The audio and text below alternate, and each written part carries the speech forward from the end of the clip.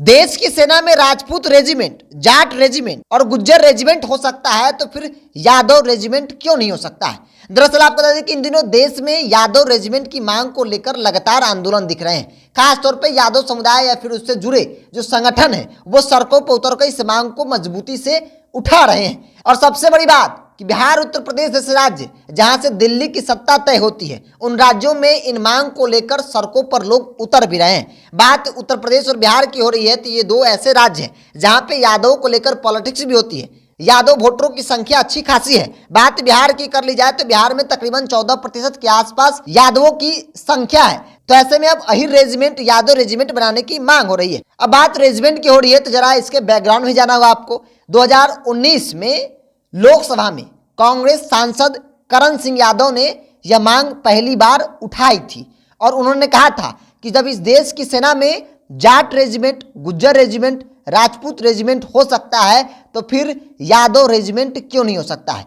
देश में 20 करोड़ यादव हैं और देश की सेना में उनकी बड़ी भागीदारी है, तो ऐसे में अलग से यादव रेजिमेंट बननी चाहिए। उसके बाद दूसरी बात, बीजेपी सांसद दिनेश लाल यादव उर्फ निरहुआ ने इस मांग को उठाया था और कहा था कि अगर सेना में बनी अहिर रेजिमेंट तो कांप जाएगी चीन की रूह।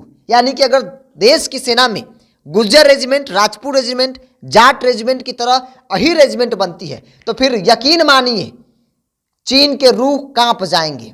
हम अपने सीने पर गोली खा लेंगे देश की सुरक्षा को लेकर। बड़ी संख्या में यादव देश की सेना में सेवा कर रहे हैं तो ऐसे में अहिर रेजिमेंट बनना चाहिए। तो देखिए, देश में 20 करोड़ यादव हैं, जैसा कि कांग्रेस के एक सांसद जिनका नाम करण सिंह यादव है, उन्होंने 2019 में लोकसभा में बात रखी थी शून्यकाल के दौरान और कहा था कि देश की सेना में जो भारतीय सेना है उसमें बाकी रेजिमेंट की तरह यादव रेजिमेंट भी होनी चाहिए। और खास तौर पे बिहार, उत्तर प्रदेश जैसे राज्य में जहां यादवों को लेकर पॉलिटिक्स होती है, यहां भी इन मांगों को उठाया जा रहा है। अब नेता भी एक एक करके इस पर बयानबाजी कर रहे हैं।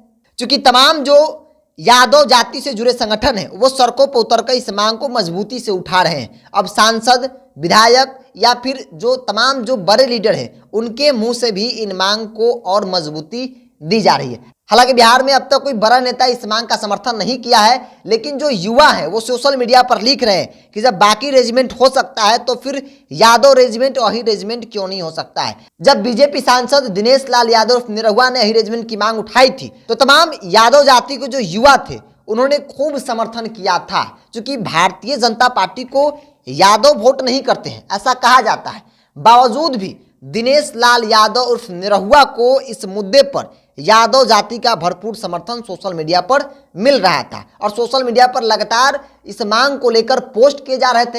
हैशटैग चल रहा था, ट्रेंड कर रहा था कि देश में यही रेजिमेंट, यादव रेजिमेंट भी होनी चाहिए। तो इसीलिए आज इस वीडियो में हमने आपको बताया कि इस मांग को सबसे पहले किसने उठाया था। तो कांग्रेस सांसद करण सिंह यादव ने उठाया था और कहा था कि देश में 20 करोड़ यादव हैं और देश की सेना में उनकी बड़ी भागीदारी है, समर्पित है, तो ऐसे में अलग से यादव रेजिमेंट होनी चाहिए।